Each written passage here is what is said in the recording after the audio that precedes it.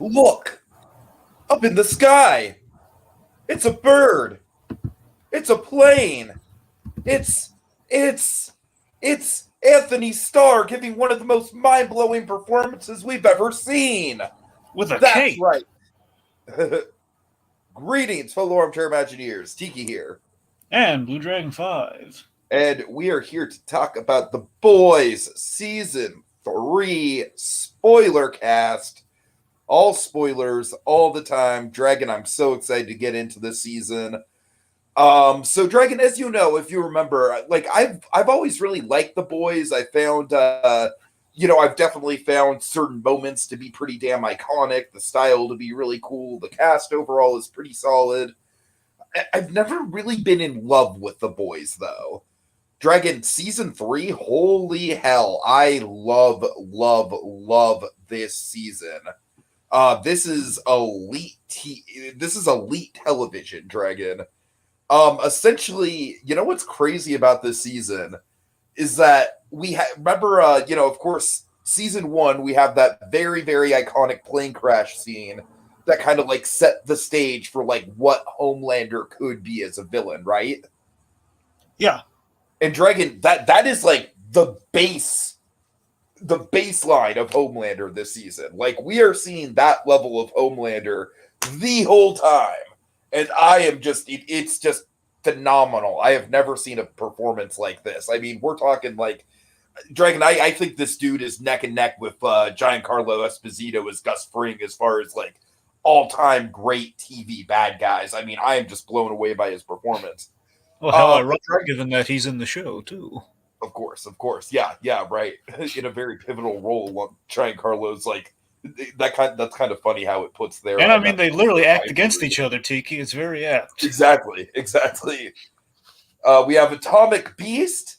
How you doing, Tom Beast? I still have to watch Diabolical. I absolutely intend to. He says this is certainly Oh, yeah, diabolical. I've been telling him, folks. He's I very know. I intend stubborn. to. I don't know what to tell you. So Dragon, yeah, I'm pretty much in love with the season. I came for the Homelander, and I stayed. And this is the key thing, Dragon. This is the key thing that separates this season from the other seasons for me personally. I came for Homelander, but I stayed because I feel like across the board, each and every character this time around was serviced incredibly well. Dragon, there's been characters like, kind of like our minor, our more supporting characters on the boys side of thing, specifically Frenchie and Mother's Milk. I've never disliked them at all, but I've always kind of felt like their characters are a little bit surface level. Their characters are a little bit like, I want to get more with them. I want to dive deeper into them. This season does it. Jensen Ackles introduced as a villain who might possibly be even scarier than Homelander in some ways. That does it. Hey, that cool guy Black Noir who has a really cool design, but we don't know shit about him. Well, boy, oh boy, do I have an episode for you. Very good choice of words with boy, oh boy, by the way. God. But yeah, Dragon, I thoroughly I love this season. It was honestly one of the quickest binges I've had like since probably like me binging Cobra Kai, because like these 8 hours, man, they just flew by. They like I binged it pretty much all in one sitting and it just flew by. I loved it. Okay, Dragon, let's say you, buddy.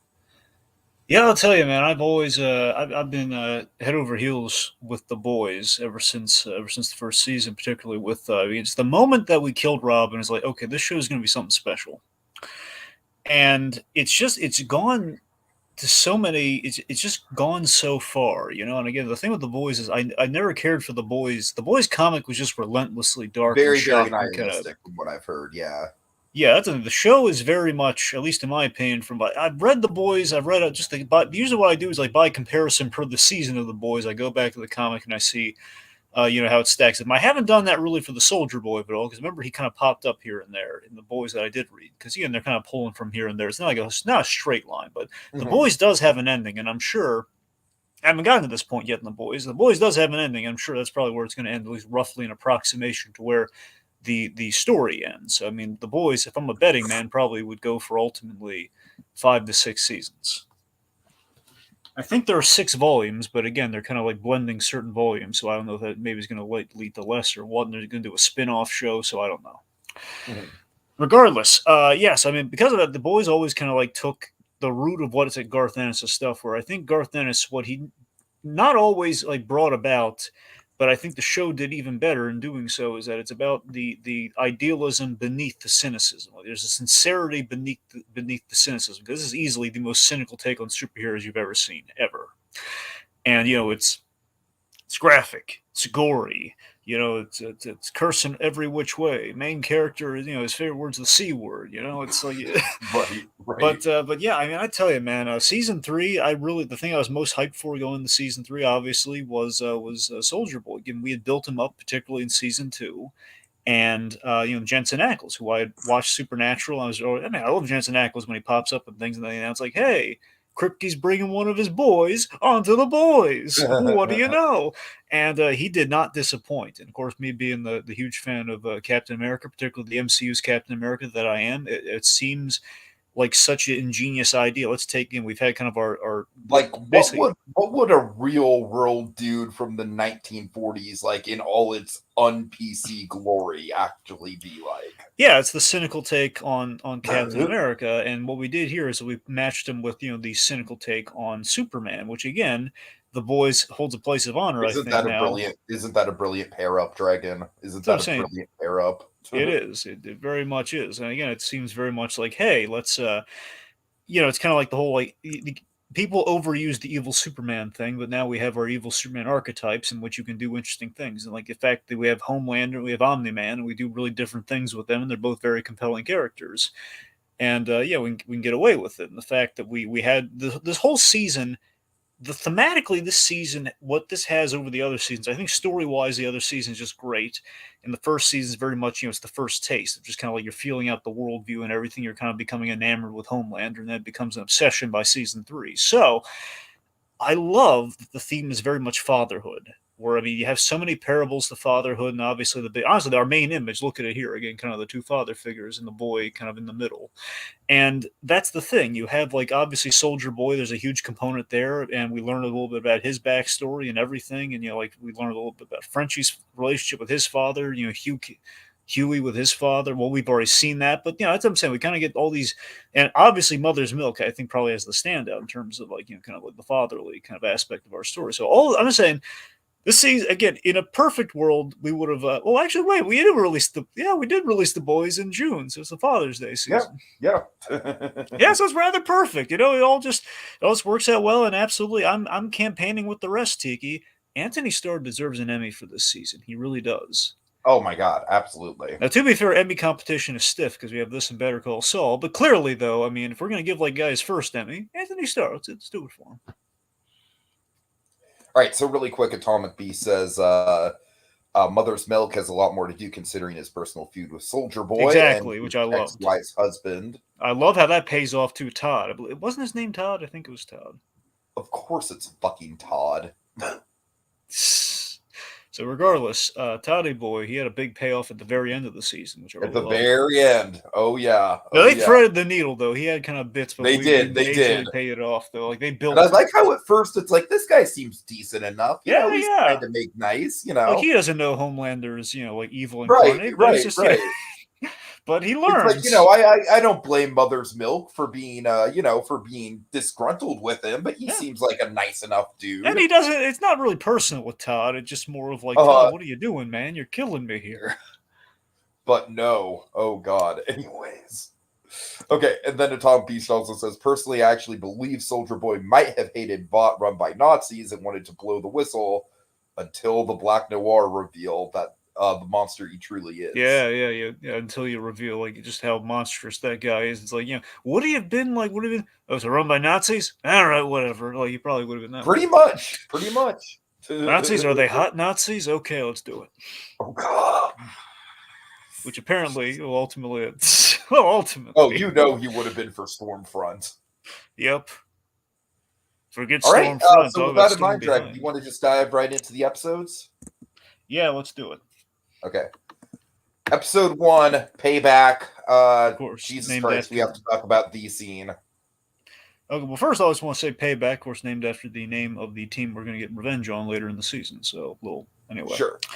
Yeah, so you don't want to talk about status quo. You want to jump right into it then, literally. I feel like we'd be burying the lead if we didn't talk about the scene. Okay, so let's talk about Termite. So Termite essentially is the boys' version of Ant-Man. I believe he was actually, if I recall, I don't know if there's used like another shrinking hero before. Like he was, I believe, in the first episode, like shrinking and diving headfirst into. Well, it might have been a different character. The point being, we've teased up the shrinking hero, but now post Endgame, there are obviously many people. It's even on Disney Cruise Lines. We're bringing up I the fucking Disney Cruise Lines like directly references this kind of shit, which is insane when you think about it. So it's funny, of course. Obviously, the whole like the hashtag like First of Thanos or all, whatever. you. Yes. So first of all, gross. Second of all, there's a myriad of reasons that wouldn't have worked, and I'll need to explain it to you this way. Anyway, obviously, we don't have time for But this episode proves otherwise, Dragon. Like, yes, it honestly, does. Dragon, could you kill? Is this the solution to kill Homelander? Well, here's the thing. We know my speculation, Tiki, is no because the head popper, I assume, cannot pop Homelander's head. So I imagine he's pretty much unkillable, with the exception of the big kryptonite thing we have. But like, what would happen? Like, what would theoretically happen with Termite? In that, like, would Termite like basically like implode inside of Homelander then? I mean, I think he would probably just kind of get jammed in there. Like you can only Oh go. man! All right. I Well, don't. That's. I speaking don't of want to getting speculate jammed on in it. there, Dragon, we're taking a journey. We're taking a I'm journey thinking it's up. one of two things: either he literally just can't get up there because he clenches, or he's just going to get, or honestly, he's just going to if he tries to like grow, it's just going to get. I mean, it's going to be uncomfortable for Homelander, I'm sure. At least who knows with that guy? I don't know. But anyway, but yeah. So Termite, shrinking hero, and so here's the problem. I gotta admit, here's a problem with season 3. I feel they took one of the most historic things the boys did is in this season. The most infamous thing from the boys comic is in this season. From what I understand, at least one of the most the most like I forget if it got like its own series, like mini series or something. I'm not sure. Episode 6, Hero Gasm. That's their big thing. Now, I think what happened here, and this did not do him any favors, the most controversial scene of season 3, in which we have Termite. Well, he's basically I guess the clinical way to put it is he's up somebody's ass. Well, no, Tiki's up someone's urethra. urethra. In the poop chute. Well, no, Tiki, he's up someone's urethra. Oh, I'm sorry. You're right. Oh dear which God, is 20 times worse. Which is that is 20 times worse. I'm sorry. Hence the reason. Yeah, he tries to go up Frenchies. That's what he tries to do, and that's the Thanos of it all. And point being, it's anyway. But no, yes, you're right. That is 20 times worse. And of course, when you see the God Dragon, it's bad. It's bad. It is. So that's what I'm saying. And then just when he's actually in there, Dragon, and like the physical fucking like oh my God, I do not envy the work of the people who had to like physically like build that set. Well, I think I wonder. Do you think they built it? I assumed it was CG. I don't know. It could have been CG. Either way, it's probably not like a fun build. But I just love I just love Termites. Like, yeah, I'm gonna rack your rail, baby. When you see me there. Oh, okay. Point being, controversial scene of season 3, but it sets the tone for this season. We're upping the ante. I think it's a great setup for Hero Gasm. It is, but here's the issue though. It feels like it kind of honestly ever since the first episode of The Boys, the open on like him opening Huey's eyes by walking him through like a sex club, and it feels like maybe we just should have saved this sex orgy entirely for season 3.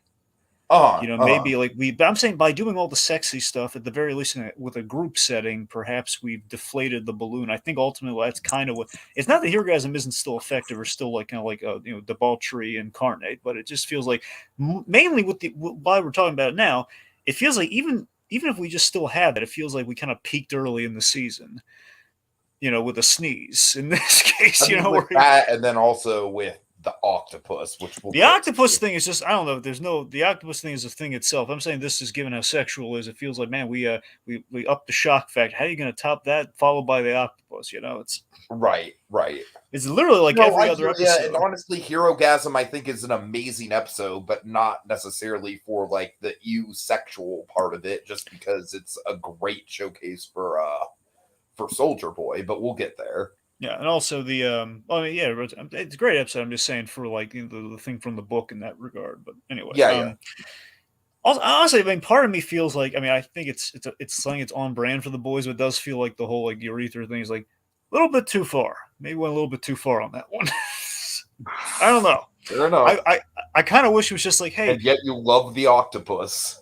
well, no, I'm terrified by the octopus. I mean, I think it's twisted. I'm not saying I love it. I'm just saying it's like they're both equally screwed, but the octopus more Right, so, in my right. opinion. I don't All know. right. Part of me just kind of wonders if it just could have been like, him running towards Frenchie, and that would have been like, oh, there's the Ant Man gag of it all, and like, oh, man, that was his go-to move. How horrific. Yeah, I don't know. I mean, I think that every season of The Boys kind of starts with some sort of big shocking moment. So Yeah, I yeah. feel like this is kind of like serving that in a good way. Okay, so Okay, let's so status quo. status quo. Yeah, so it's a year later into the new status quo at the end of season 2, in which Homelander's over a barrel and he's not happy. He lost. We assume he lost his girlfriend. Then we shockingly reveal, oh my God, she's alive. I At was least for a not bit. expecting that. Nor was I, and the fact that they're still kind of active until she talks about Ubermenches and stuff, and that kind of like takes the buzz out of them. Oh my god, I love that. I fucking love that dynamic, Dragon. But I gotta Like tell you, I love even this. Homelander isn't cool with Nazis. But I think I love the. Well, here's the thing: it's not so much Nazis; it's more so just the whole like. It's just the whole like. It's more of an ego thing than anything. Like I Right, need more of right, me. I yeah. don't need like an army. But I imagine the Nazi stuff doesn't sit well. But I don't know. But there's the thing. I like the correlation with the story here. We circle everything to the movie premiere because we were shooting that movie last season, and now it's done. It's in the can. We do like release the board cut. By the way, you remember who the director is? No. It's Bolin from Korra. That's B.J. Byrne. Oh, nice, nice. Yeah. Anyways, want to shout that out. This season has one cameo that I think kind of rises above all the other cameos. Right. Anyway, so point being, this is a clever way to check in with everybody. Homelander, he's upset in the movies, reminding him that he misses Stormfront and how good everything was going for him last season.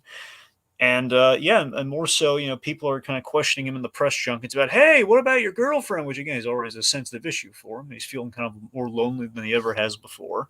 So, like I said, I just think like with the Homelander performance, Anthony Starr is just, man, you feel so much goddamn tension every single moment this man is on screen, and I am just living for it, Dragon. Yeah. And also, I think what really the best part about his performance as Homelander is the thing that gives it all the tension. It's the fact that he can turn on a dime. Anthony Starr can turn on a dime from being like kind of charming to then being like, oh god, he's Totally. all smiles to being just. This is why I want Anthony Starr. Everyone right after The Boys came out, obviously when The Boys gets buzzed and everything, they're always suggesting, hey, cast him as this and this and this because we're looking for people to play these roles. And to be honest though, Anthony Starr is the Reverse Flash. Oh dear God, Anthony Starr is Reverse Flash. It's the only way you fix that movie right now. I mean, honestly, I would like to see him in like maybe like a Nolan movie or something like that, or like a, I don't know, like maybe he'd make a great Two-Face. But I'm saying I'd like to see him in some sort of like psychological thriller that isn't necessarily superhero because I don't want to typecast him in that genre. No, sure. I mean, that makes sense too. I just think he's evil enough to play the Reverse Flash, and he's blonde like the Reverse Flash traditionally is. I don't know. He looks good. I mean, I could see him playing like an unassuming serial killer or something like that. Oh yeah, he could. Yeah, for sure. Yeah. Yeah. Anyway, so I guess big thing with the status quo. Like, I don't necessarily want them to do this, but maybe if they made like a biopic out of the American Marriage or whatever it's called. Oh yeah, let's see, American Murder. Now you got me botching up. I don't know. It's you know what I'm talking about, right? The really good Netflix true crime. Yeah, I remember. Yes, yeah, the one that made my top 10. American Murder Story, something like that. Yeah. The one with the found footage, essentially. Oh, I remember. Yeah, for sure. Yeah, so I could see him playing like a character like that. Anyway, to refocus a bit here. Sorry. So, in general, I still love the relationship between fame and the superhero, like in the pop culture landscape that kind of echoes our real life world and kind of putting in the superheroes film their own movies. So they're actually at the premieres and everything, and they're doing with the press junkets and all this sort of stuff. So Huey, he's kind of, he's insulated a little bit right now because he's overseeing, investigations into superhumans with Victoria Newman, who, remember, she's our head popper from last season. Oh yeah. So basically, on the whole, things are start off going great for Huey. We have like the whole Uptown Girl, Billy Joel montage. He's great with Annie, and he's kind of essentially he's running the team instead of Butcher. Like he's telling Butcher not to kill people, and Butcher's actually listening to him because, and this is the best part, Butcher and Ryan, man, that's such a sweet idea. These two, he's basically playing father to kind of like not his son, but Becca's son, which is like the closest thing he Yeah, has to and having his just the wife fact, back. like after what happened at the end of last season, you can tell how much it's kind of like tearing him apart, but at the same time, you can see the fatherly affection and just the protectiveness he has. So it's a great performance on Carl Urban's part. I still stand by Like this, the man. mixed emotions that come out of him with this kid. Man, Carl Urban, he'd make an excellent Batman. I gotta be honest. He would. That He'd was make like a a lot big of great deal back in stuff. the day. I remember. Yeah, I'd say Carl Urban, like either Batman or Wolverine. He could play them both. All right. Anyway, but seriously, I love like they're playing Connect Four and everything. The fact that Butcher's, he's not killing so many people because I think honestly he's finding a gray area with the soups because of this kid, which ultimately will lead to like a darker kind of interpretation of that, where he's going to be becoming somewhat of a soup himself. So like basically, the Billy Butcher is going through a lot of gray area this season with his very black and white worldview that was like way back in the first season. That's really interesting to me. Sure.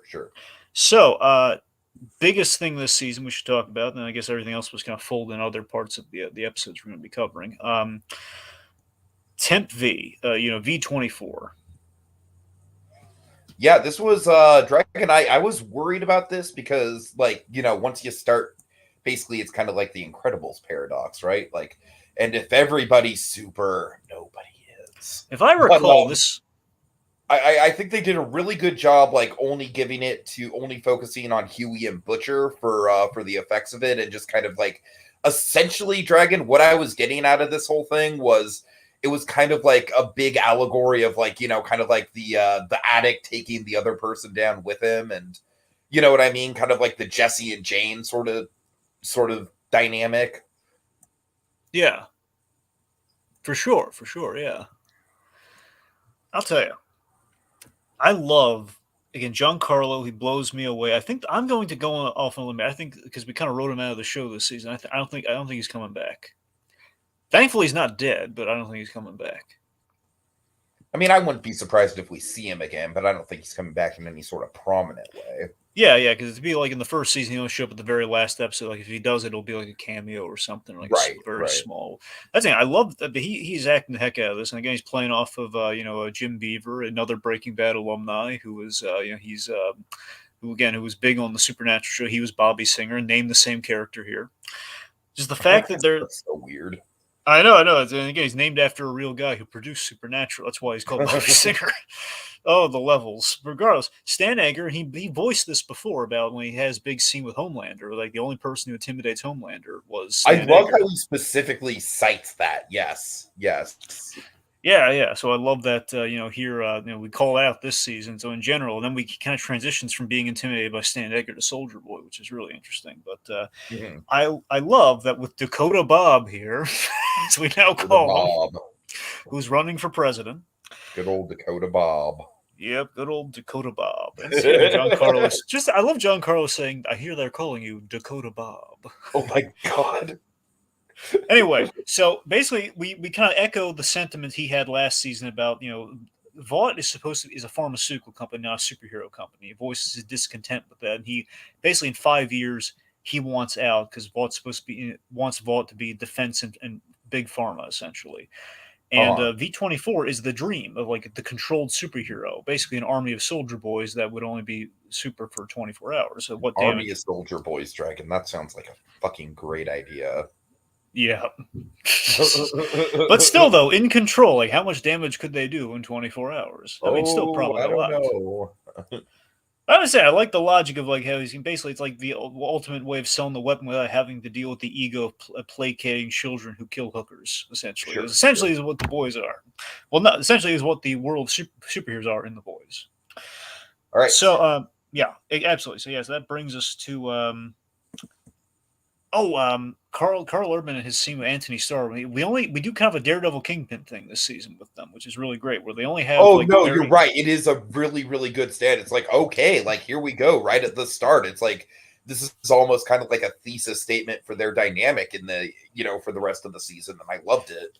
because think about it. What's so fascinating about this season that the other seasons don't have is the fact that if Billy is in a room with Homelander, Homelander will kill him.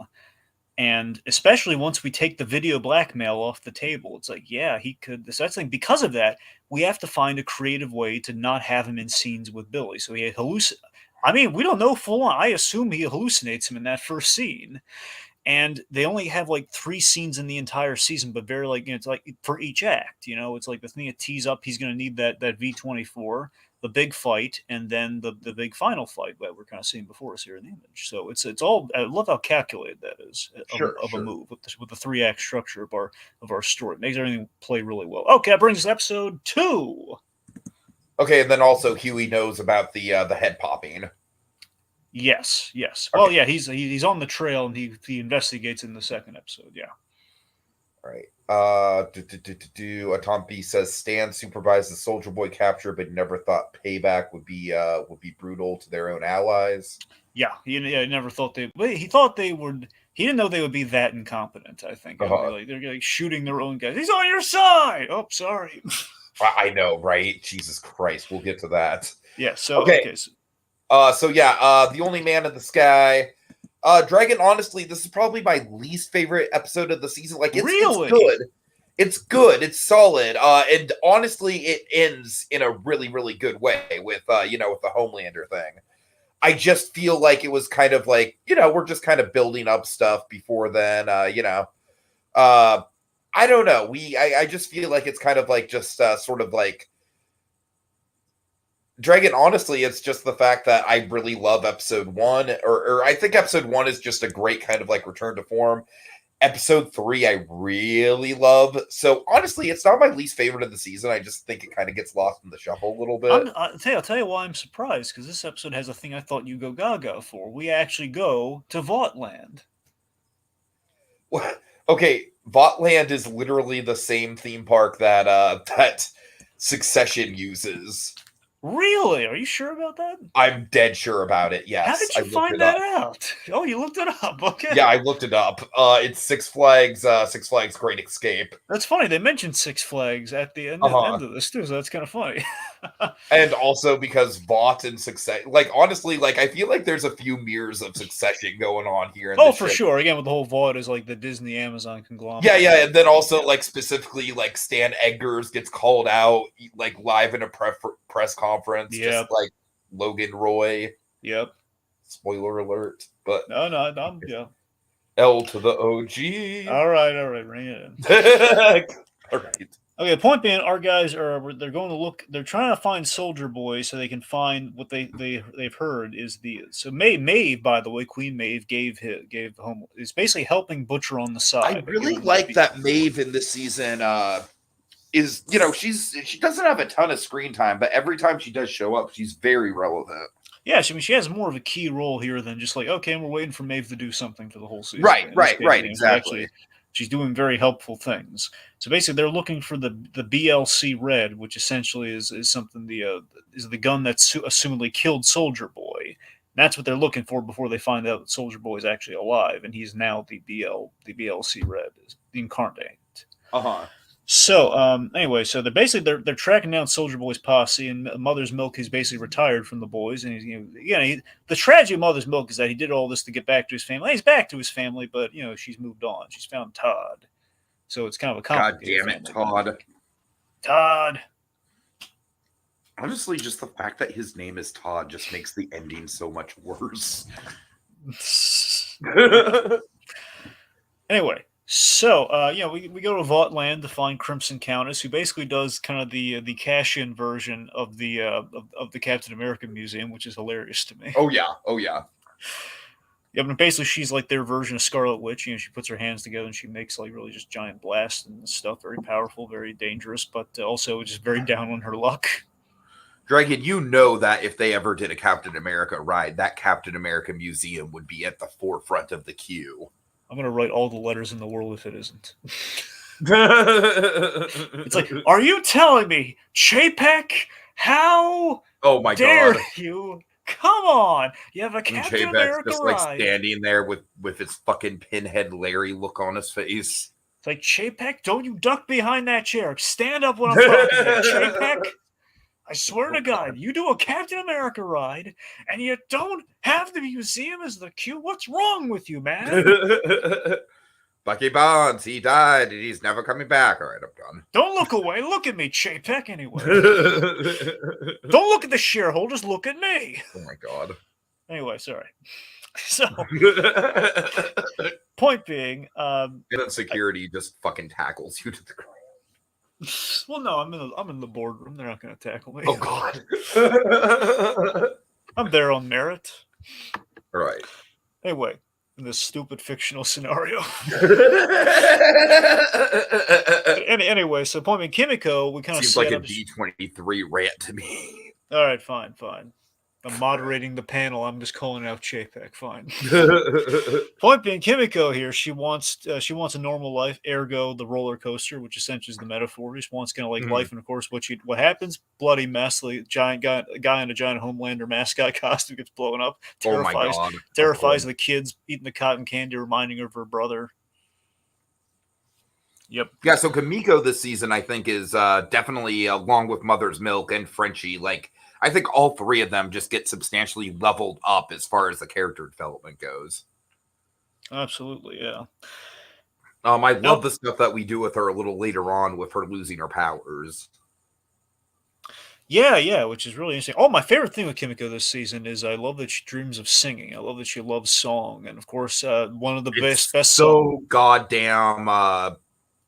Shape of Water, Dragon. Yes, and I loved it. So Shape of Water. It's Shape of Water, but with like I think debatably one of the best songs ever written with with the Dream a Little Dream.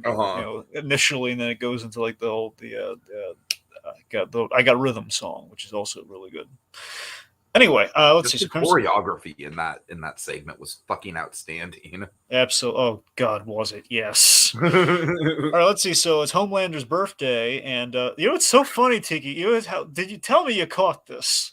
What? Just how serendipitous is that? Literally, because again, Kripke's involved in this, and he was involved in that episode we just covered last night. They bring up the Jesus Christ pagan misconception thing here. No, I did not. Dragon, I binged this whole series in one sitting, like I said. So no, I didn't pick up on that one connection. I'm sorry. Yeah, it's just really funny. It's so serendipitous that, oh my god, even that Homelander, is very serendipitous. When he's talking, he's trying to talk to Leia Sousa, and then he finds out Stormfront has killed herself because she's so despondent. Oh, how I got him on the rewatch. I completely forgot about this. When he said, why don't you just blink? Why don't you just blink to wish me a happy birthday? And he walks out of the room, and then she blinks, shedding a tear. Yes.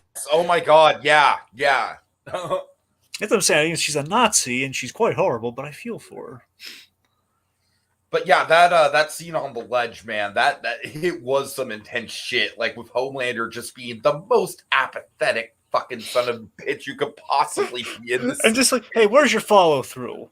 Yeah, you're gonna jump. But he like forces her, and the fact that he doesn't kill her, he just forces her to jump. Yes.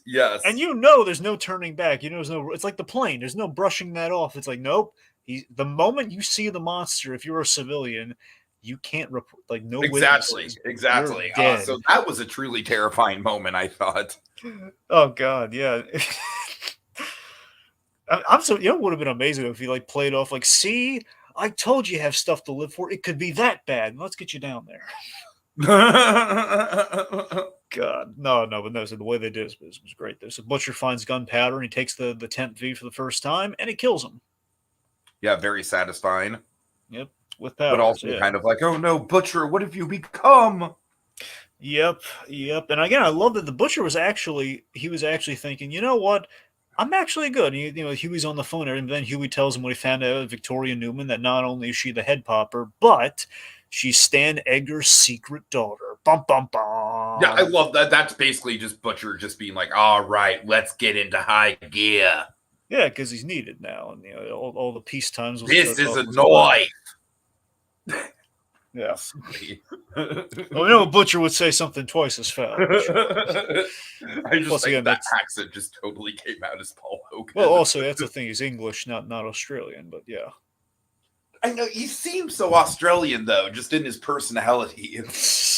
I don't know, just how with how aggro he is. You know what I mean, mean? yeah, by that lot, yeah, he's gruff like an Australian, but he Right. does sip tea though, and he says bollocks all the time, so he's very English. That's fair.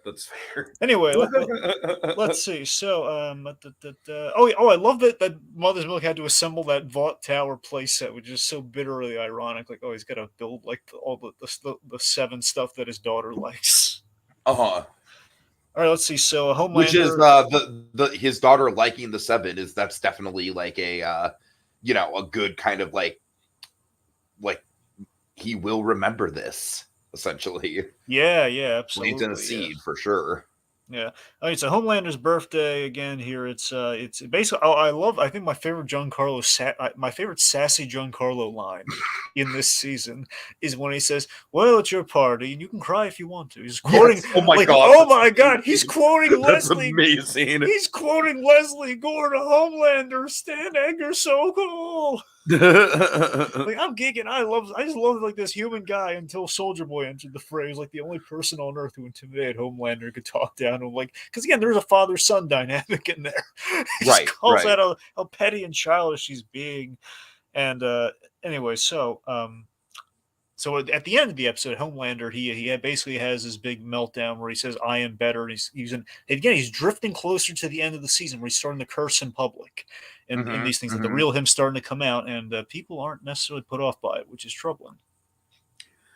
Yeah, so I think this season's political satire is like right on the goddamn head, like right there. But without using names, I mean, we have definitely real life parables to a blonde haired American in power with a lot of power, a lot of resources of sorts, ranting and inspiring folks. Blonde, sure, why not? I'm just saying, ranting and inspiring folks in troubling ways. I think we can go as far as to say that without stepping on any toes. Indeed.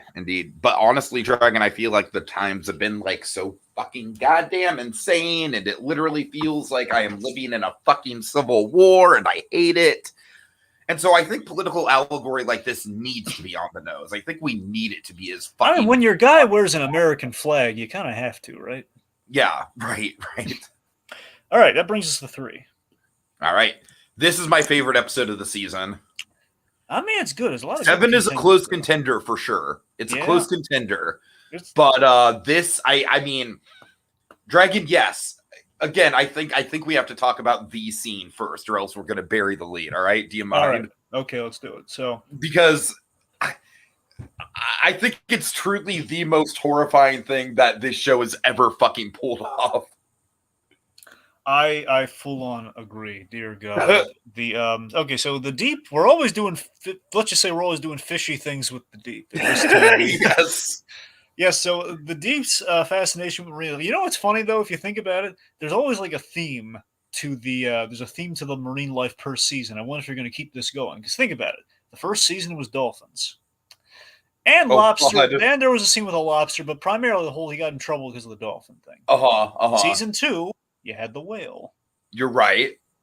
And then, this is the octopus season. Oh, God. Yes, this because we have octopus. Oh, what's going to be next, Dragon? What's going to be next? I mean, that's the thing. I mean, I know what the most twisted thing would be. I don't want him to do it, though. What? Clownfish. Oh, God. Oh, no. All right. I'm saying that'd be terrifying. But if the Deep goes dark, he's gonna be using sharks, though. If the Deep got really dark, he would use sharks. I could see that.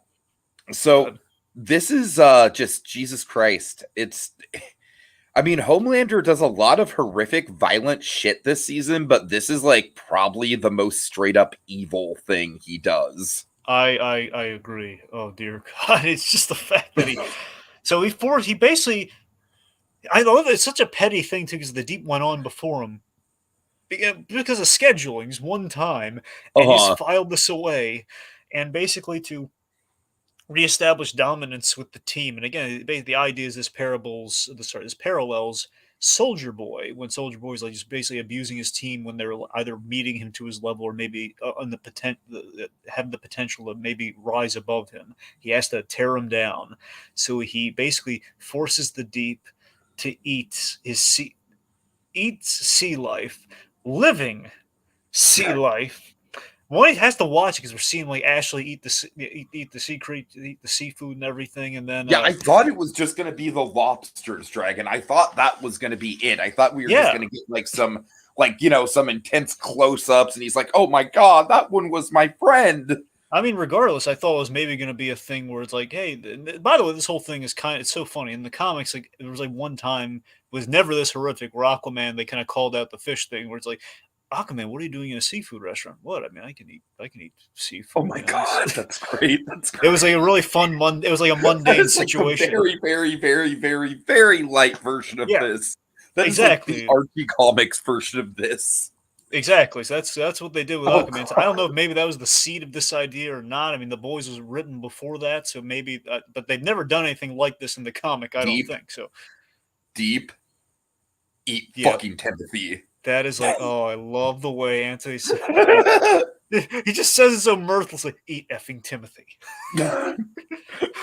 So it's the fact that it has a name. It's Timothy, and the fact that I didn't expect it to be served to him alive. That's what I didn't expect. I expect him to eat something like a lobster. I honestly, Dragon, eating a live octopus, that in itself is just horrific to see. Right? It is. It's already, like that in itself. Like, it's cruel without any of the emotional connotations. It's just a fucking disgusting sight to put on screen. I mean, it's just honestly, it really is sort of just to eat like a living thing. Honestly, that's but then you add on the whole, like, he's begging for his life. He can telepathically hear him the whole time begging and pleading and crying in pain, and then the blood being the ink, and then basically all the way to digestion. That's what's sick and wrong about it. Like, oh Lord, dear God, and the fact that honestly, Dragon, I'm getting fucking tense and clammy just talking about it, and the fact that his wife is like telling him, "Hey, do it, you have to." Oh my god, yeah, that's a very Succession like moment too. By the way, that very much reminded me of Succession. Yeah, so it's just how we would have like really dramatic text messages.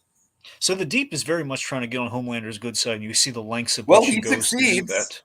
He does, yeah, because he does become like number 2, and he has like a fancy painting with him and Homelander in. I fucking love that painting, dude. I love that. I live for that painting. You know what's funny? I'm just thinking about this right now. I swear to God, but it's kind of clever. The Deep pretended to be Homelander's number 2 back in season 1. Now he actually is the number 2. Yeah. Interesting. Anyway, so the big thing we got to talk about with, so speaking of how terrifying Homelander can be, the most fascinating idea this season, I've always kind of wondered about this sort of thing with Superman at times. Like, he could pull this sort of thing. Obviously, it'd be a bluff with Superman, but I'm saying if you ever want to put the fear of God into Lex Luthor, he could always pull this. But the fact that Homelander absolutely is not lying when he's saying this. The fact of, you have this terrifying notion planted that the people want Homelander to be himself, to be more human, basically get more ranty, and just maybe curse a little bit, like scrub away like the squeaky clean Superman image. And Starlight threatens to expose the video again, holding it over his head, and he basically does the call. He's basically just like, meh. Basically saying like, yeah, let it happen. You know, let's what if it comes out, I'll wipe out the White House, and then take out the cell phone towers, and then I'll wipe out New York for the fun of it. Oh man, just utterly terrifying. He means it too. I know he means it.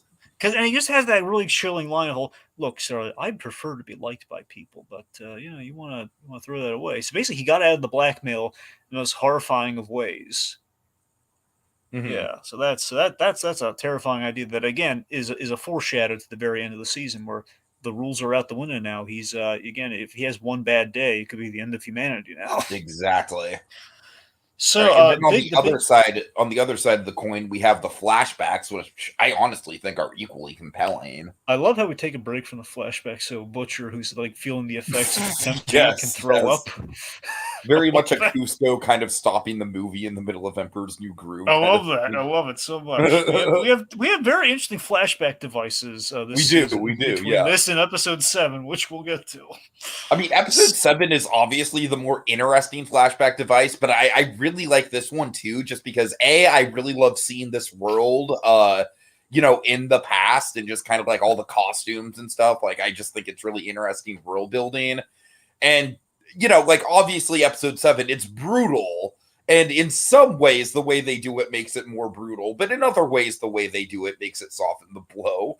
But this is just straight up. You are seeing Soldier Boy for the god awful prick that he is, like straight up. And so I feel like it's really good character building too. Yeah, for sure. And it's so interesting that we see basically this scene from kind of two perspectives later on, between here and like between Mallory's perspective and then Black Noir's perspective later. But yeah, so basically we set up the whole basically again, it's a very simple setup for the season, which killing Soldier Boy's team. So we've set up in this flash, we got the Countess, got Mindstorm, we got Swatto. Well, he doesn't really need to get killed because he gets killed off stupidly because he's flying in a war zone. I love that. I love that. The TNT He twins. very clearly got told not to do it, and he did it anyways. Yep, yeah, like the TNT twins, Black Noir, Gunpowder, and Soldier Boy. Of course, Gunpowder There is being something kind of very wrong with the TNT twins. Dragon, I do not like sure. the TNT twins. Yeah, they get killed, so it's all good. I know. Yeah, they're sick and wrong. They're sick puppies. That's no question. I mean, they're the ones holding Herogasm, so they're sickos. Anyway, so I love it. What'd you think about young Giancarlo Esposito, man? I thought that guy did a good job. Yeah, I did too. He's never going to be actual Giancarlo, but he's it is really interesting to see it, and especially it's especially interesting to kind of see how Stan ages and these heroes kind of stay the same physicality. Like, that's an interesting kind of juxtaposition. Oh, for sure, yeah. So let's see. So young Stan here, he's essentially he engineered the end of Soldier Boy here, because it's so funny with the end of Soldier Boy we have the birth of Homelander, like timed at pretty much the exact same moment. And also, we get our Black Noir backstory here. Well, we see him without the mask for the first time. We saw like his mouth briefly, but we could never really tell what was really under there because like an almond joy was being stuffed in. I love that Stan Edgar intimidates Black Noir by eating the almonds, by the way. I love that touch.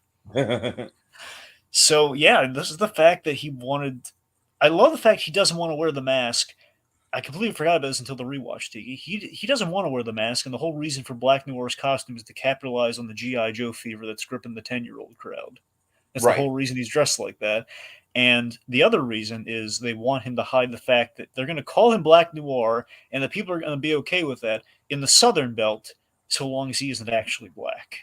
Sure. That's yet another reason, like them having like go the irony of the Black Noir gimmick. Interesting. It's just very interesting stuff. All right.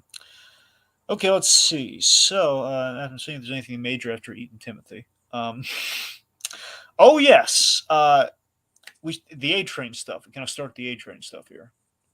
Yeah, A-Train, honestly, like, I think he's got a good arc this season. I'm just kind of, I don't know, like, honestly, both him and Maeve, like, we'll get around to it, but I feel like their stories could have ended with their presumed deaths. Agreed. Yeah, we do kind of a thing where you kind of bring him back from death, and now it's kind of a question, what do we do with him now? Right, and I honestly feel like this show, like, it is a show that could kind of, like, use a thinning of the herd a little bit with how much is going on. I agree with you on that front, Tiki, but I will say this.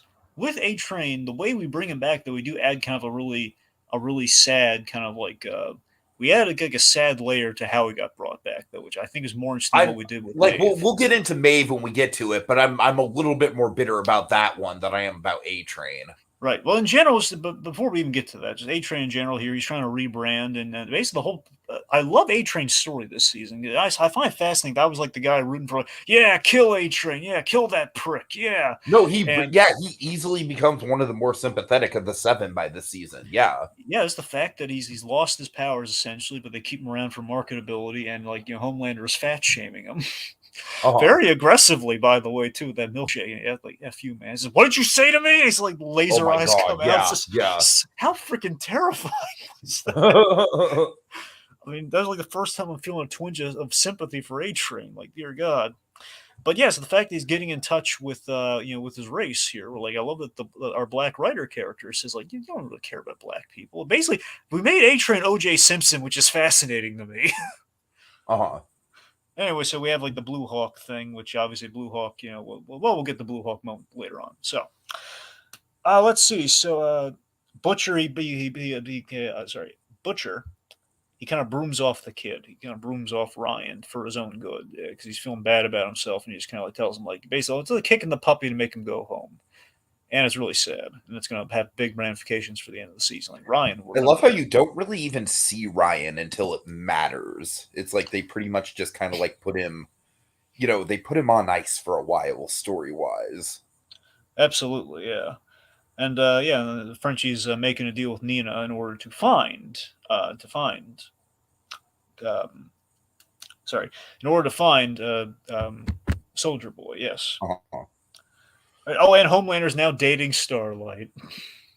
Yeah, that is definitely. I mean, it's great. I think it gives Starlight a lot of dramatic tension. But it's. I love how Homelander is also not romantically into it either. Yeah, he's just doing it just to keep her under his thumb. Honestly, just to make her feel bad. I kind of like that element of it. I kind of like that they didn't go into the whole like him forcing himself on her physically. Yeah, which again in the comic is how that scene from the first episode went down. It was him, Black Noir, and the Deep doing that thing. Oh, boy. It was not pleasant. It wasn't. All right. Anyway, episode 4, glorious 5-year plan. God.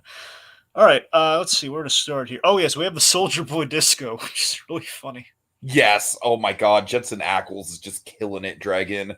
So that's not one of my favorite things, though. Again, with the world building of the boys, which also is kind of an homage to a little bit of the MCU. I love that we again have the existing superheroes in their own pop culture, in which all the propaganda stuff we did with Cap, we're doing tenfold with Soldier Boy, in which he literally did have like an agent and everything. Like he's doing like these bad disco covers and everything. I don't know if you've ever seen the video of Leonard Nimoy singing the Bilbo Baggins song, but this gave me that kind of energy. Yeah, it's a little bit of that. I buy that. Yeah, I've seen the Bilbo Baggins thing. Yeah. Speaking of which, also with the ads, there's also like a twinge of like RoboCop and Dark Knight Returns with like the media. Way we use the media at the top of some of these episodes, where we have like the commentators and doing the social commentary, and we have like the bad taste of the A-Train energy drink ad, where it's like him breaking up like a race riot. Oh my God! Right. Which again is ironic given A-Train's season. Given A-Train's arc this season. Yeah, so we could jump there actually. Let's start there. So A-Train, yes, he might as well just talk about it now. I think it happens in a later episode, but either way, A-Train. Wait, hold on. You're right. It does happen in episode 5. I'm sorry. Yeah, do you want to wait till then? Or you want to talk about it? We can wait till then. Yeah. Okay, we'll talk about it then. All right, so.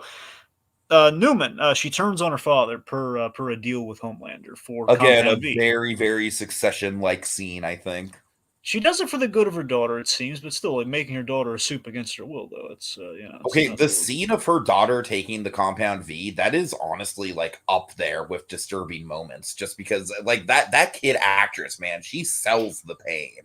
Oh, for sure. Doesn't she? I mean, I was a little horrified just how strongly she sells that. And at the same time, we have Kimiko killing sex traffickers with themed dildos.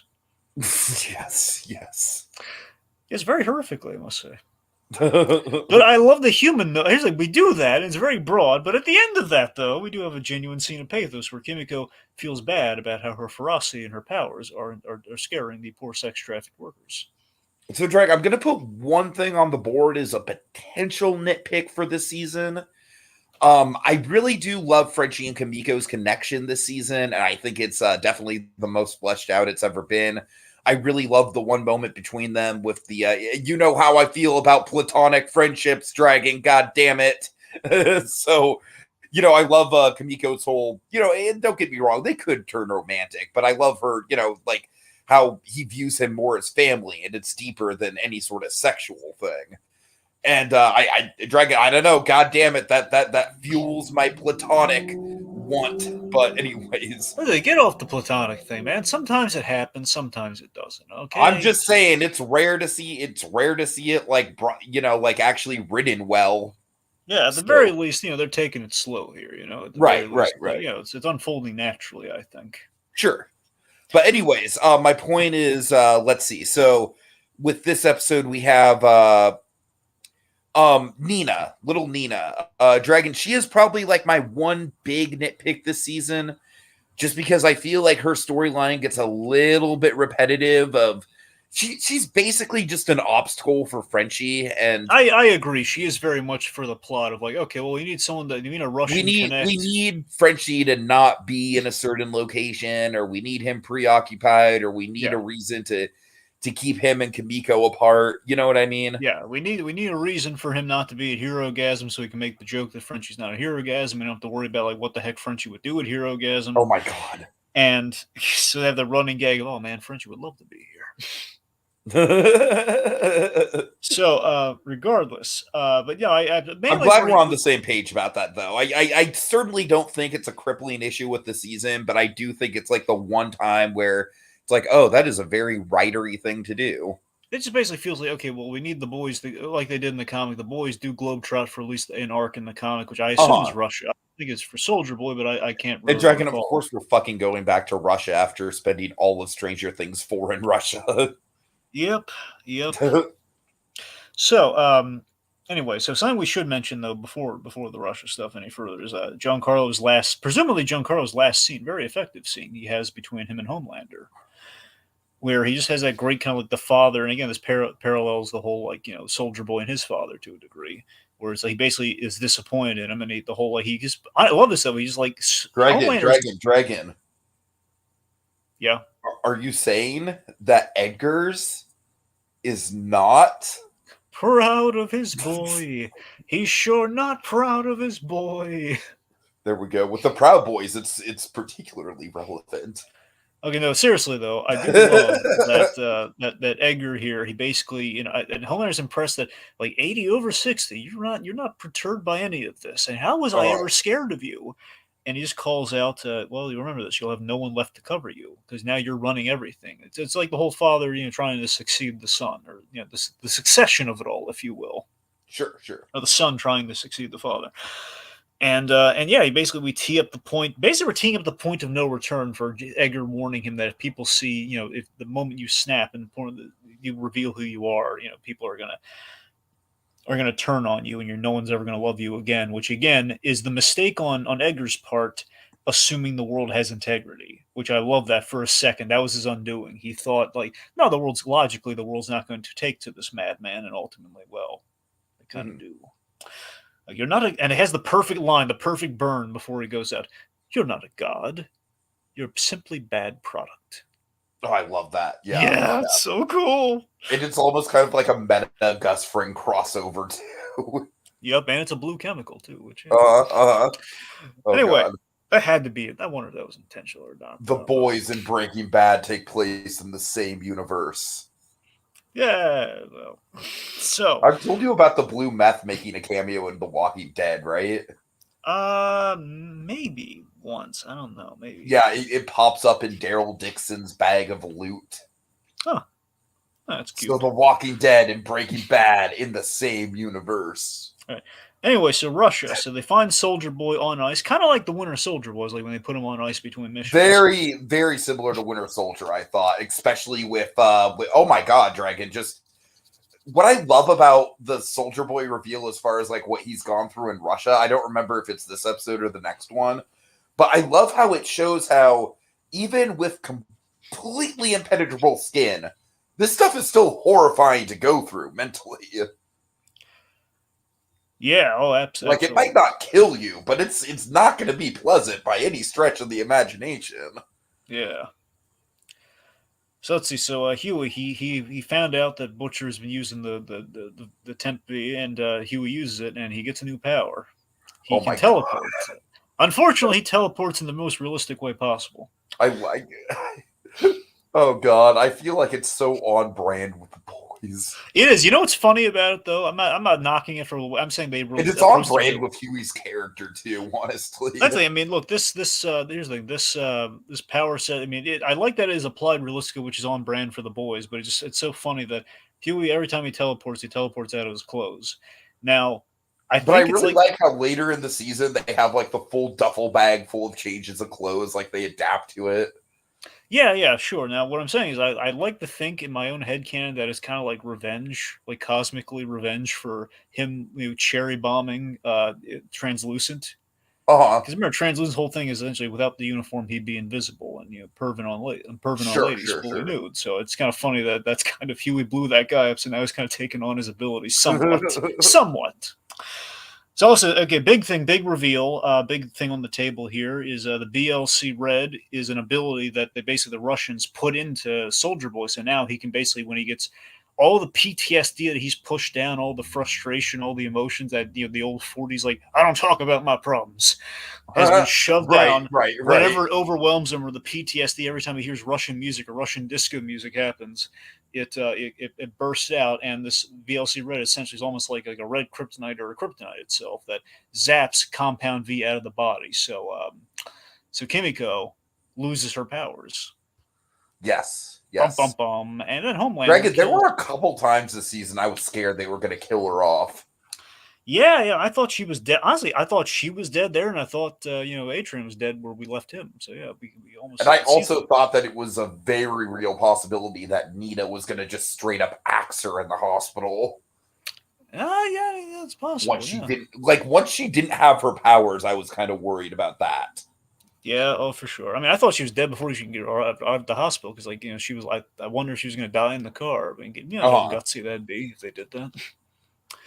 Anyway, so Supersonic gets killed. We should talk about this guy. So Annie has a friend who's on. We should bring it up a little bit. I kind of, again, this guy is another solid character, Dragon, and oh my God, he sure serves a role. Jesus Christ. Yeah, so we mentioned back in the other seasons that Annie had friends from her Capes for Christ days, and this is one of them. And we put this guy on kind of like a fusion of a reality show, like America's Got Talent meets Who Wants to Be a Superhero, the Stan Lee, kind of like we're picking a superhero show, but we've actualized it. Okay, let's be honest here. That show is way too cool for this fought crap. This is straight up America's Got Talent. Yeah, pretty much. So I'm just saying that was a reality show that actually had some creativity behind it, Dragon. Which one? Who Wants to Be a Superhero? Yes, Who Wants to Be a Superhero? Yeah, yes. Fucking America's Got Talent. No, I just wanted to be sure. Yes. Yeah, absolutely. So, but regardless, I just think it's kind of funny that it's never have I seen since that show a reality show based around superheroes. It's kind of funny. That's what I'm saying. Yeah, it was a good concept. They should do it again.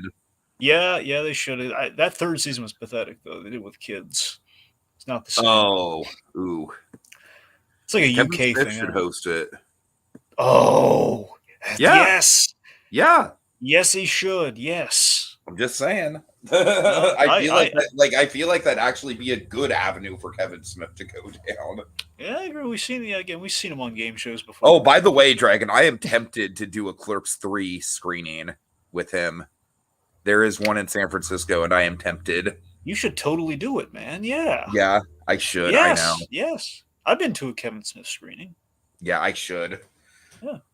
Anyway, so point being, we have Supersonic. He's kind of a friend of Starlight. He confesses to A-Train that man, we gotta. I don't like the way he's treating you. We should work together to bring him down. And A-Train ratted on him, and that resulted in Supersonic getting killed in a very horrific way as a way of threatening Starlight and Huey. Mm-hmm. So basically, you better very play much the ball. ultimate kind of telltale, Homelander will remember this. Oh yeah, well, more so Annie will remember this, right? Yeah. Or Homelander wants you to remember this. Yes.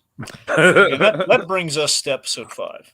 Episode 5, the last time to look on this world of lies. A lot of good titles.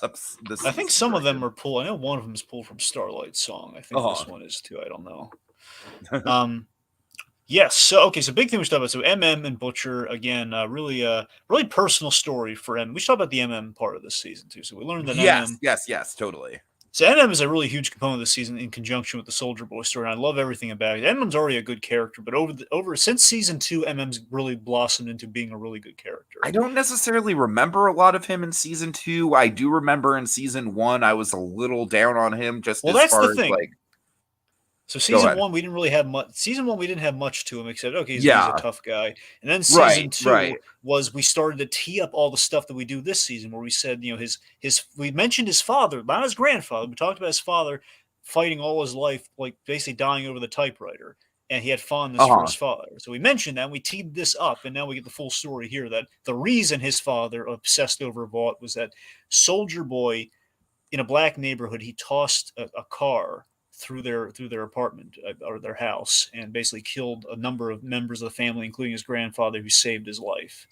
And his father, in response to this, obsessed till his dying day over exposing Vought and trying to find Soldier Boy and everything. Uh-huh. So we get that full story here, and that's fascinating to me. It makes you really. Also, we learned the genesis of MM's obsessive compulsive disorder, that near death experience, along with his father's obsessing over Soldier Boy, kind of like resulted in him doing like the little obsessive the OCD traits.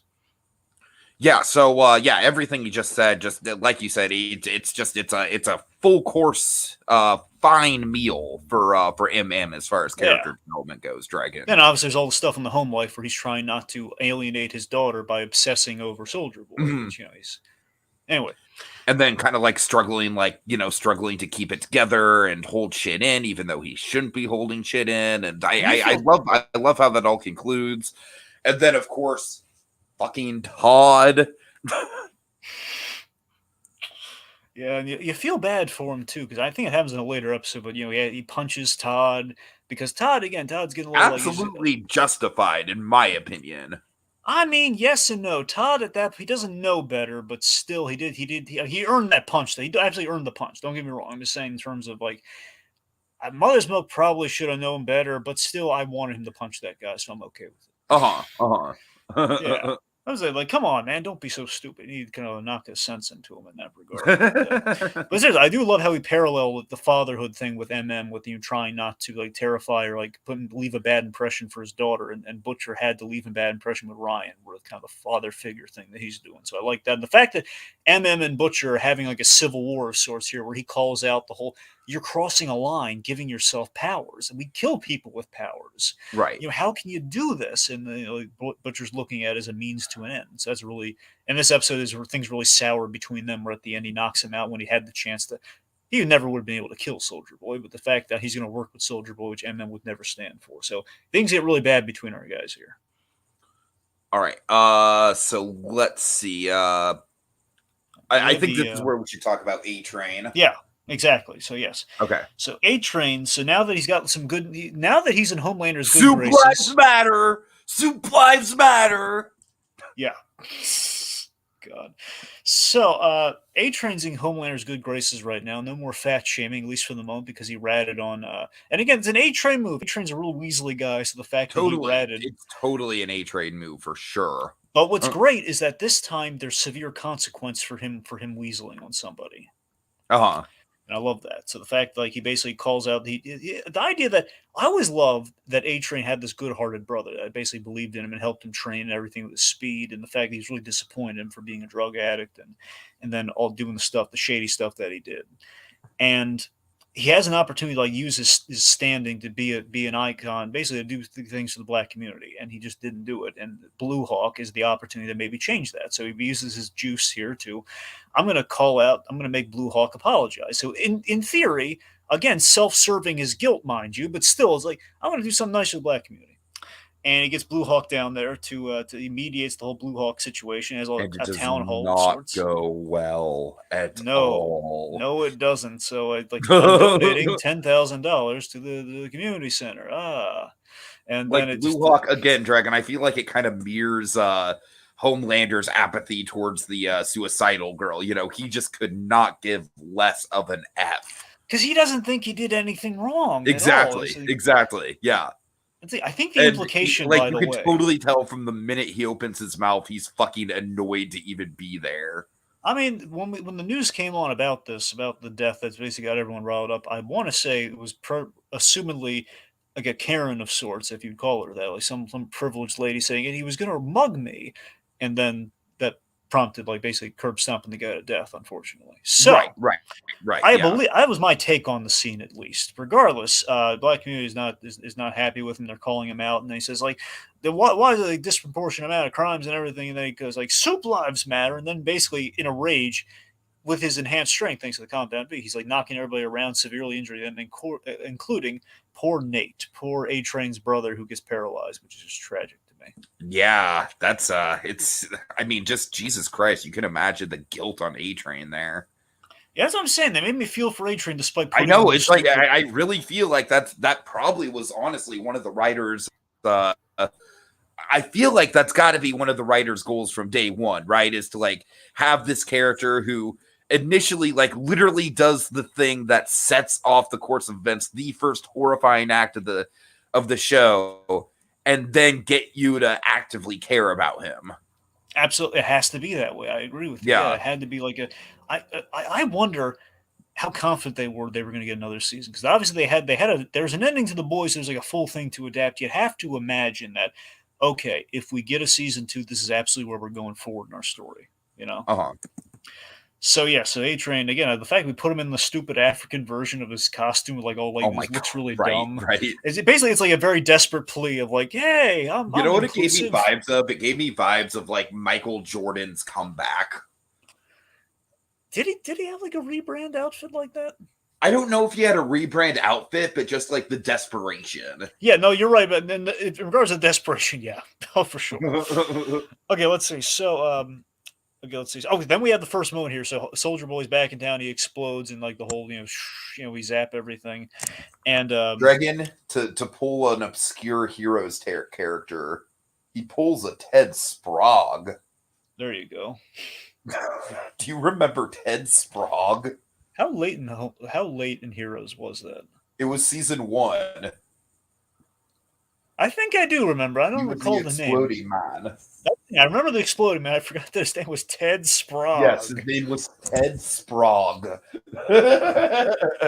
Anyway, I have no idea how I retained that information.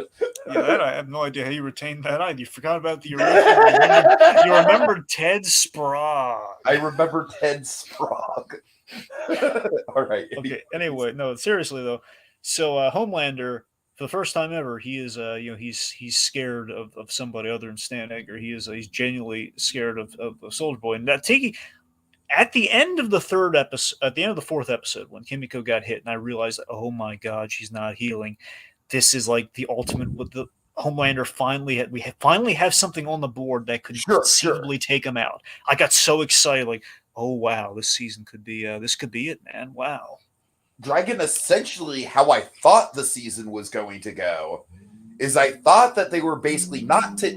I didn't think they were going to kill Homelander because Neither did I. But I thought we were going to. He's too good of an actor, but I thought they were going to at least neutralize him. That's the thing. I thought we were going to depower him at the end of the season. Right. But then I could have sworn the end of the season was going to be, oh my god, but now we have to deal with Soldier Boy, and he's 10 times worse. Yeah, we didn't do. Yeah, exactly. But we didn't do that. Let's see. So, okay, so Homelander spooked.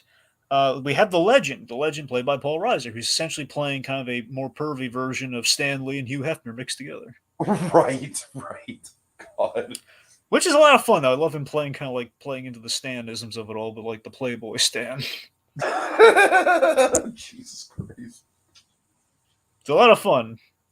Don't tell Just the idea, like just the idea that a Stan Lee type would be like, just the fact that he'd be like palsy with a superhero, but who's not the best influence is really fun. No, for sure. I can see it. All right, let's see. Soldier Boy again. He's going after his team and tried to kill him and turned him over. And that turned him over to the Reds. Going on a drink night with Jessica Jones and Tony Stark. That would be like a pub crawl with those guys. Yes. Probably Wolverine for good measure, but yeah. God, let's see. So, anyway, so Soldier Boy here, they basically the plan is like we're going to bait him with Crimson Countess, and Crimson Countess, she's I believe you wanted to mention this cameo. Am I right? Oh yes, Seth Rogen. Yeah, Seth Rogen. Clean shaven, fresh off of Pam and Tommy. Yeah, I forgot that. I didn't put that together. Yeah, it would have been I shaved for kind of Tim and put that Tommy. I'm wondering if it was Dragon. If I'm a betting man, I would say it was during the same cycle of time that he was filming Pam and Tommy. That makes sense. If I'm a I think betting you're. man, I think you're right. I didn't think of that, but I think you're absolutely right. because you rarely see Seth Rogen clean shaven. Yeah, he hasn't done that in years. Yeah, yeah. But yeah, so he's essentially we learned that Crimson Cast, who's fallen on hard times. I guess in the literal sense here, she's basically a cam girl on the side Yes. Oh God. of And, sorts. oh man, Seth just has such a fucking memorable cameo here. Yep, basically an eager patron, let's say. Indeed, indeed. So, point being, show is interrupted I'm by just by like, of course, fucking Seth Rogen shows up in this. I'm sorry, I'm fixating on well, it. he produces the show, so it's I very know, easy I to know, do. I know. But you know what's funny though? Think about this. This is a heady idea. Okay, you Oh ready for God, this? Remember, Seth Rogen played himself in the first season. did you really? Yeah, he played. Remember, he was on the Black Noir was on the doing the press junket for like, oh yeah, we're doing the new Black Noir movie, and Seth Oh Rogen was doing right, all the right, talking. right. So I guess in theory, Okay, this is the so do same. you This think is this is actually supposed to be Seth Rogen in yeah. the Remember, universe? he just has like a username, so it's entirely possible that's just Seth Rogen who I just has a fucking username. love that. So, well, I'm not going to repeat his username, but essentially, Seth Rogen is that guy. All right. Yeah, which is kind of twice as funny.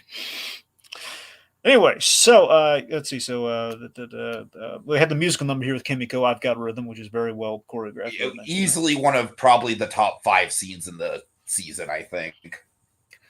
And lastly, I'll tell you, man, I did not expect them to team up with Soldier Boy, but when they did, I was like, oh my god, wow, we're teaming up with our contender here, and we found out when it's going to be a very shaky alliance. And I'm like I sure. said, my alarm bells were ringing. I'm like, oh, this is like, yeah, you are literally making a deal with the devil here. You do not realize that this dude is just as bad as Homelander. He may look like Dean Winchester, kids, but don't trust him. All Anyway, right. so that brings us to episode 6, Hero Gas. Herogasm. Oh, so let's see. So we have okay. So we let's see. Anyways, they make a deal with Soldier Boy. They're going to help him kill his team. Ergo, he will kill Homelander using his big power, and he'll zap all the powers at Homelander. Bada bing, bada boom. So again, Herogasm, the big orgy, kind of Shangri-La retreat for all the powered soups, usually the C-listers. And as I said, unfortunately, overall, I think it conveys what Herogasm is. It just feels like I'm not saying they did a bad job of representing Herogasm. It just feels like in a show where you've seen a lot of sexual stuff with the superheroes at this point in time, it just feels like we've already kind of done it up to this point. So how much more can we really add to it?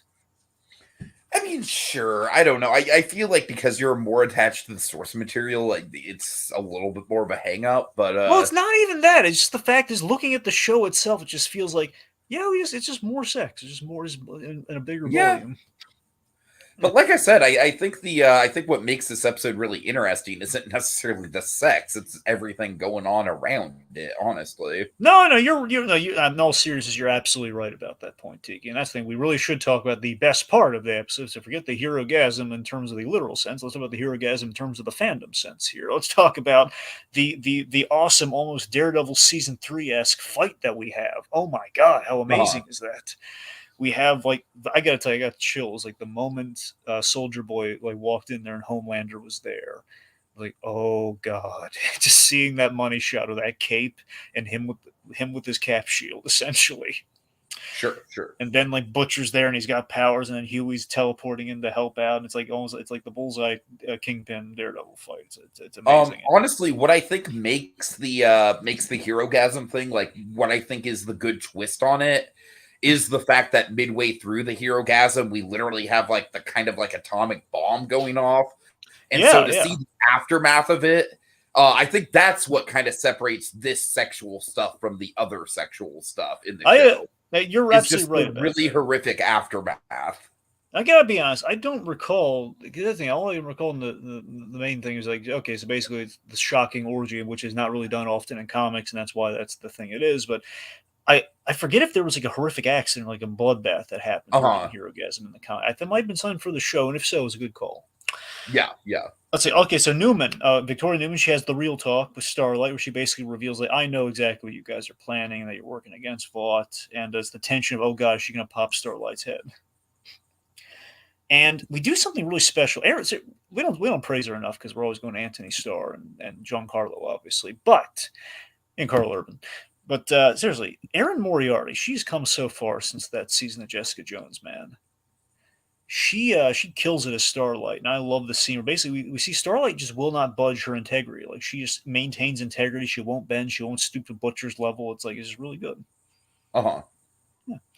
All right, let's see. So MM has this big moment where he calls out Soldier Boy, and it's such like, oh god, don't kill MM, please don't kill MM. Where he's like looking down the hall, you killed my family. Which ones?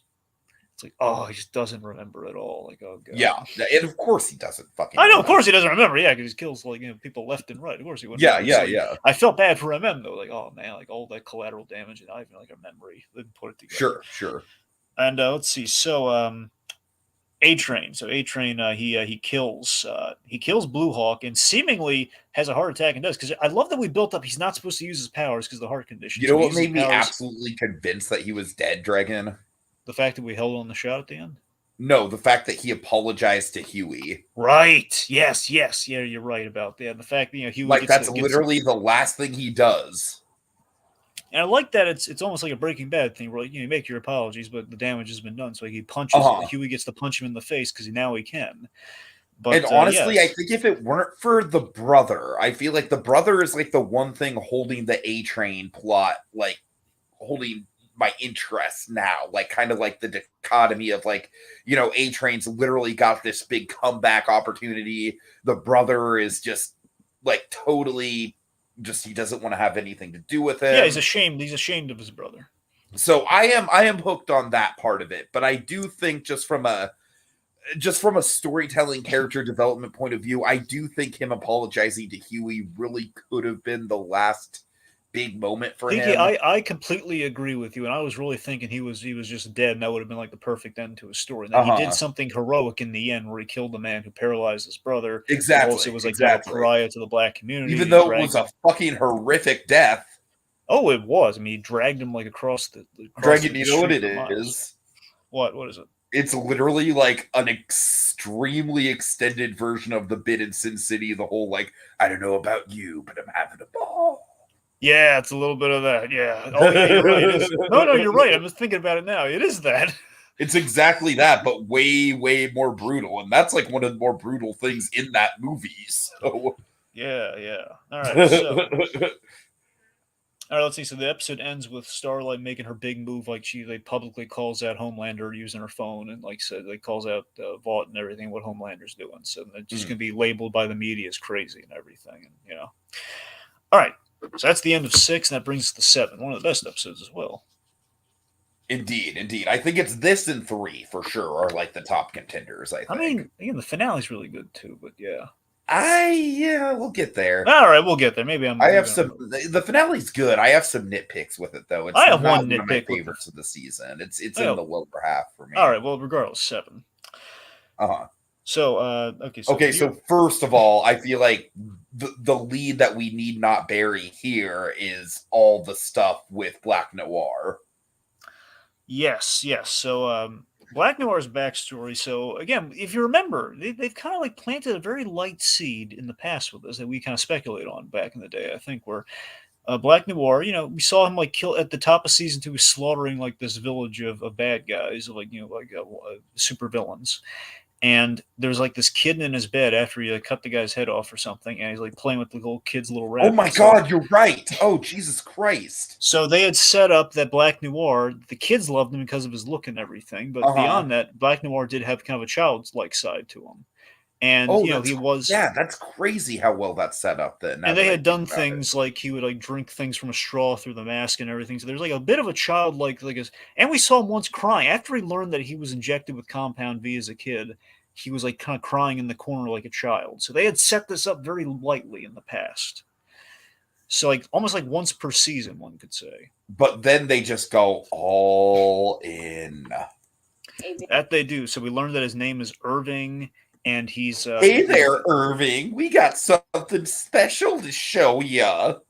so I think the idea is that Black Noir, when his powers, I like it. We kind of parallel into the kid a little bit, like we've kind of done with Kimmy. Kimiko had a scene with Ryan and talking about about the fear of their own powers, and it feels like to me that probably like Ryan, Black Noir, if he got overwhelmed by his powers after he accidentally killed or crippled people as a kid, he went to this Chuck E. Cheese knockoff place and he would go into the ball pit and kind of like soothe himself. Sure. So because of that, he has like a very deep and intimate bond with these cartoony, Chuck E. Cheese knockoff characters. Oh Which is boy. Yes, hilarious. a very deep bond indeed. And just the A fact very deep bond. it is kind of sweet though, isn't it? I think it's more tragic. Yeah.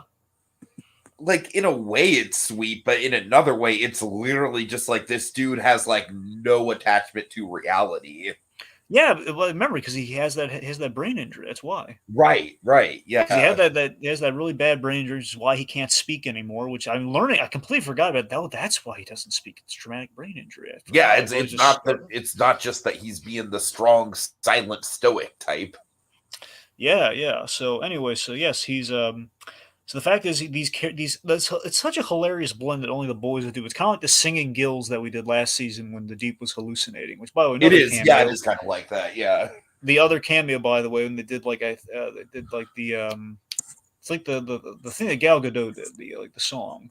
They did the Imagine thing. Oh my god, I'm so glad you brought that up. So they did like a parody of the Imagine thing after that was the soldier. Fucking perfect. I love that. Great satire. And again, it is very, very on the nose, but it's on the nose in a way that I think this society needs right now. Yeah, and they had like Patton Oswalt as one of these celebrity cameos. Poor Patton.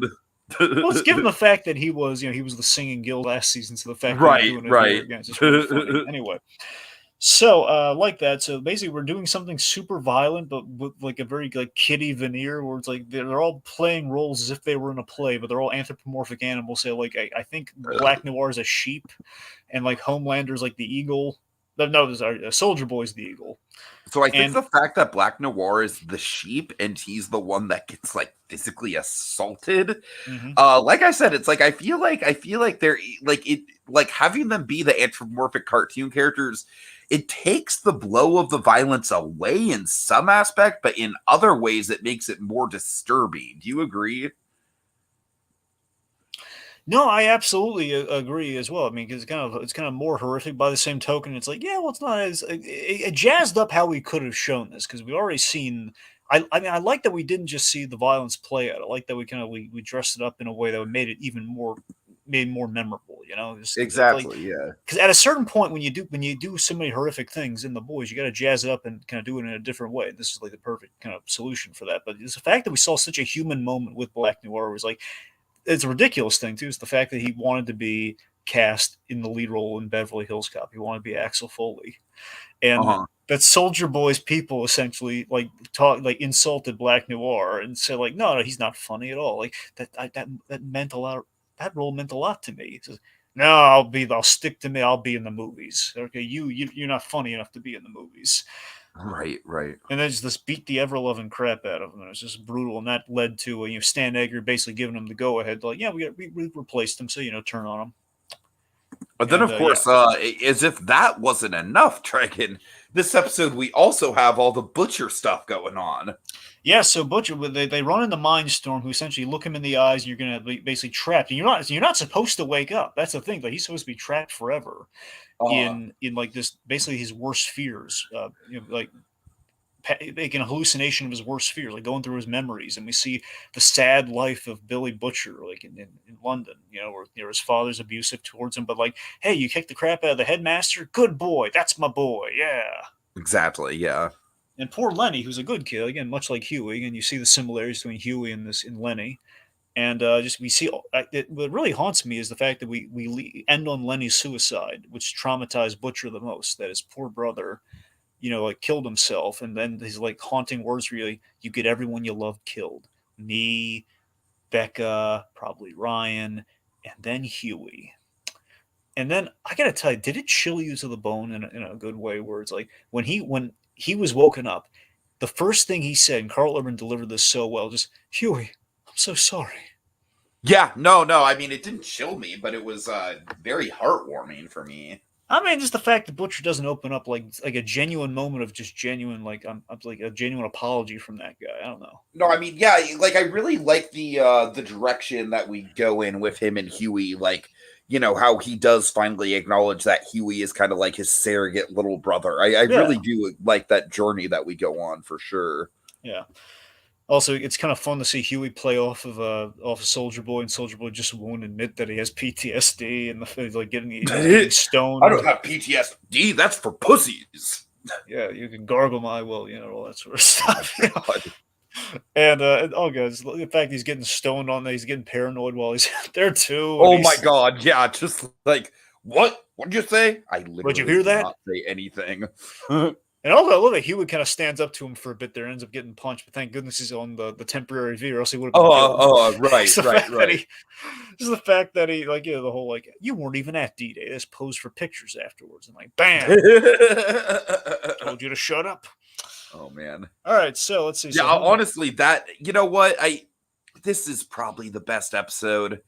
I mean, I think episode 3, I love it because of the deep thing, but this is probably the best one, right? It's got to be like the backstory stuff, the stuff with Black Noir, and like you just said, I love Huey and fucking Soldier Boy. They're just such an odd couple dynamic, and I love that.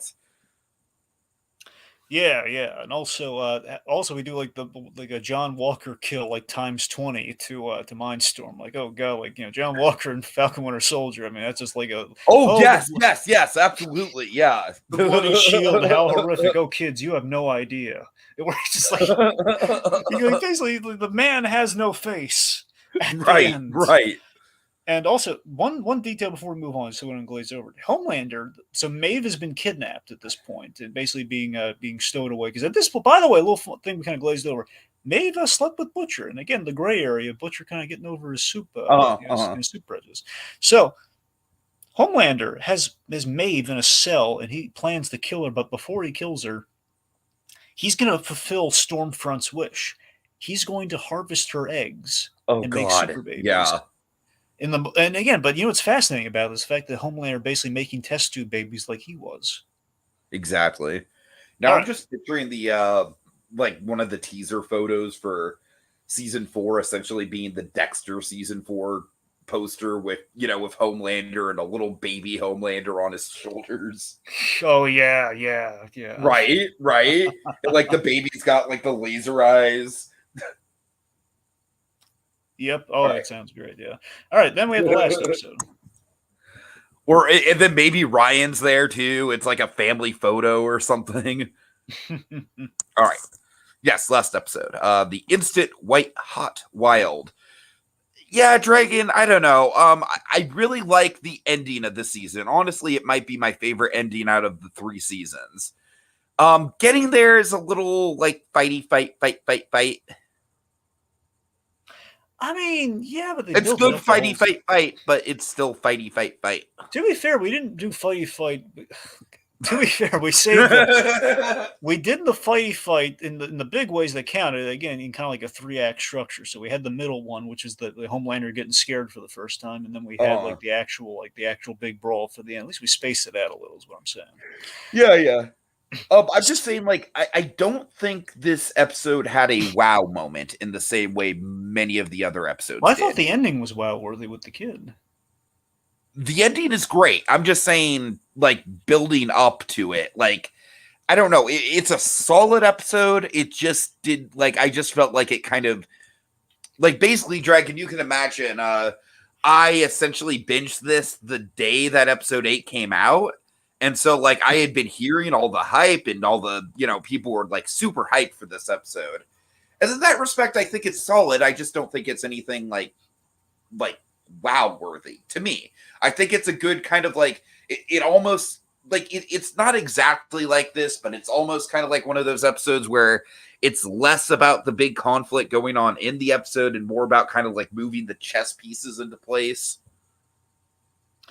I mean, yes, Tiki. I mean, you're not wrong, but I gotta tell you, man. I think what I liked, I love the story component of this. I love how we brought it all back to again the theme of the season, which the theme of fatherhood paying off in every which way imaginable. Like we bring kind of Chekhov's gun back into the fray with the kid, with the boy that we ended the last season off with Ryan, and I love that Soldier Boy has like two moments of genuine where he kind of lets down the machismo the man's like a walking billboard for toxic masculinity, and I hate using the PC terms, but it's That's a like good way to put it. but that's Yes. the thing, like the guy, like he's the picture next to it in the dictionary, you know. So I Uh-huh. love that we had two moments of genuine of Soldier Boy opening up. Once with Crimson Countess when he like said I loved you, and he felt so hurt by her, and then the big moment here where he tells Butcher he kind of relates to him about the bad father thing, where he talks about how his father. Yeah, I love the way. Honestly, my favorite scene with Jensen Ackles in the whole show is that scene where he's like talking to Carl Urban. He's just telling him the whole, the the whole born in Philly and all that sort of stuff didn't happen. It's all Yeah, BS. yeah, yeah. Reality, it was just that was in my father was a rich guy, and basically I did this to impress him. And you know what he said to me? I took a shortcut. And like that I loved how he played that. I love like there's like a little twinge of empathy where you kind of see like the bully's home life, so to speak, you know. Hmm. So I loved all that and how it related to things, and just obviously how it all fed into the conflict. I honestly take it the wow moment for me. I guess it's not like a big wow moment like I think you're looking for, but for me it was just the fact of I genuinely did not know if after we got the reveal that oh my god, and we should talk about this, new Soldier Boy is Homelander's father. That's important. Um, that because of that, I didn't know if he was going to kill him or not. If he was going to be like, I'm not going to kill my own son. But there's the fact that this character would he kill his own son, and we learned absolutely he would. Yeah, because he just sees him as weak, and it's just the whole he's becoming his father in the worst senses. Like you're a shortcut incarnate. I don't like you. Uh-huh. You're a pansy. You're a pansy. Basically, you don't internalize everything like I do. You're very much like a weakling looking for acceptance. I don't care what anyone thinks. Like all that dichotomy is fascinating to me. So I don't know. It was kind of a wow moment up to like, what is he going to do when he sees Homelander? But A Dragon, Train's I'm A. sorry. I don't know what to tell you, man. I No, it's just fine. I'm just telling you what I liked about it. Yeah, it's fine. okay. Yeah. A Train though. A Train surviving with Blue Hawk's heart. That's an interesting idea. It is. Yeah. All right. Let's see. Did you want to talk about the pizza roll thing? I don't even remember. I'm sorry. Yeah.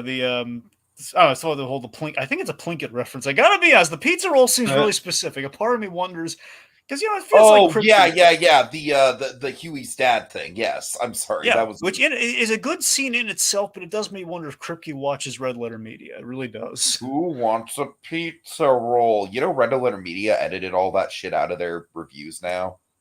Wait, what? Yeah, Well, I know there's like a version of it, but you mean yeah. talking like Well, that's what I'm individual? saying. A version. Yes, Yeah, yes. like the long, like I don't know, The it's like a long lengthy version. version. Yes, Yeah, yes. yeah, sure, but like I'm pretty individual, sure it's if you still go into the playlist with the parts, they still yeah. have the That's what the I'm Wheaties saying, right? bit. But Because that would be heresy if they got rid of it completely. But yeah, well, I don't necessarily think that shit ages well. But well, that's the point, though. Yeah, the I point mean, being, who needs a pizza roll is funny. But anyways, okay, the point being, Annie and Huey patch things up as Huey reveals why he's kind of felt like kind of stymied in life, but again, he kind of finds strength in kind of like giving in to another, which is what his father did for him, which is really good stuff. Good writing. Um, Black Noir's death. yeah. Sorry, sorry, I thought you might want to, but yeah, so Black Dragon, Noir's I'm sorry. death. At this point, we're just going on a little long, so I just kind of like I don't want to go through every single like I don't know. I'm Oh, sorry. all right, fine. I'm just getting a little bit self conscious about it going towards the 2 hour mark. Okay, well, just to round things out, just the one thing: Black Noir's death. I the fact that Homelander genuinely did like Black Noir because he fell in line, did everything he said, but the fact that he withheld the fact that Soldier Boy was his father, it was just Just he couldn't one abide little it. thing, Dragon. Just one little thing, and he's dead.